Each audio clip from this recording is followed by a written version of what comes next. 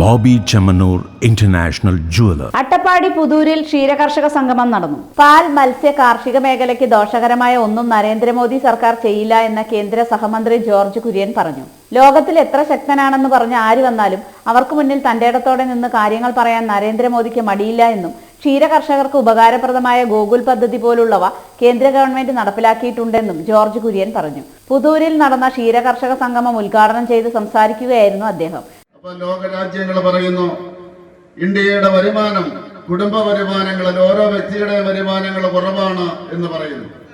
ഇപ്പോൾ നമ്മൾ പിന്നിൽ നിൽക്കുന്നത് ആ കാര്യത്തിലാണ്. അതുകൊണ്ട് അതിന് മാറ്റമുണ്ടാക്കണം. ഈ സർക്കാരിന്റെ സ്കീമുകൾ നിങ്ങൾക്കറിയാം. ഞാൻ പറയുകയുണ്ടായി, ഈ അരിയുടെ കാര്യം നമ്മൾ പറയുകയുണ്ടായി. അത് മാത്രമല്ല, ഗർഭസ്ഥ ശിശു മുതല് വാർദ്ധക്യം വരെയും സർക്കാരിന്റെ കരുതലുണ്ട്. ഗർഭിണിയായിട്ടുള്ള സ്ത്രീക്ക് പോഷകാഹാരം കൊടുക്കുവാനുള്ള പദ്ധതിയുണ്ട്. മാതൃബന്ധന യോജനയുണ്ട്, പദ്ധതിയുണ്ട്. അതായത് പാവപ്പെട്ട സ്ത്രീകള് പ്രസവിക്കുന്ന അവസരത്തില് അവർക്ക് 6000 രൂപ കൊടുക്കുന്ന പദ്ധതി.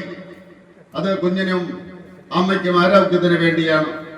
പ്രസവിച്ചു കഴിഞ്ഞാൽ അംഗൻവാടി മുഖേന ഈ കുട്ടികൾക്കും അമ്മയ്ക്കും പോഷകാഹാരങ്ങൾ കൊടുക്കുന്നത് അത് കേന്ദ്ര സർക്കാരിന്റെ പോഷൺ പദ്ധതിയുടെ അടിസ്ഥാനത്തിലാണ്. പോഷൺ അഭിയാൻ എന്നാണ് പറയുന്നത്. ക്ഷീര കർഷക സംഘം പുതൂർ പ്രസിഡന്റ് സി തങ്കവേലു അധ്യക്ഷത വഹിച്ചു.